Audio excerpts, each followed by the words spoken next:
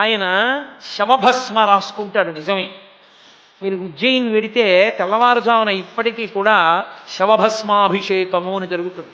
కాపాలికులు నల్ల కంబళి కట్టుకుని మూట కట్టి తీసుకొస్తారు. అప్పుడే కాలిన శవం తాలూకా భస్మ. ఆడవారికి దాన్ని చూడవద్దంటారు. తల నుంచి గుడ్డ వేసుకుని కళ్ళు మూసేసుకోండి అంటారు. ఒక్క పురుషులే చూస్తారు. ఆ భస్మ మూట కట్టి శివలింగం మీద పెట్టి కొడతారు. కొడితే శవభస్మంతా అభిషేకంగా పడుతుంది. ఆ రసను అల్లుకుంటుంది కూడా అంతటా. ఆ తర్వాత అక్కడే శివలింగానికి అభిషేకం చేసేసి ఆ బూది అంతా తీసేస్తారు. ఎందుకు ఆయనకి అలా అభిషేకం అంటే, ఓరి పిచ్చివాడా, నేను నేను నేను అని నువ్వు చెప్పినటువంటి ఈ శరీరము తుదకు ఏమైపోతుందో తెలుసా? ఉప్పిడి బూడిదైపోతుంది.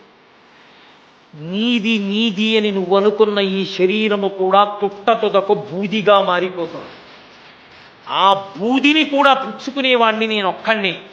కాబట్టి నువ్వు జీవించి ఉండగానే నీ భావములను నా వైపు తిప్పితే, నీ పుర్రెలో నన్ను ఉంచుకుంటే, అందుకే మహాకపాలేశ్వరుడయ్యాడు, నీ కపాలమునందు నన్ను ఉంచుకుంటే నీవు శాశ్వతుడవుతావు. ఏదైనా బూది కావాలి, బూది ఏమవుతుంది? ఇంకేమవుతుంది?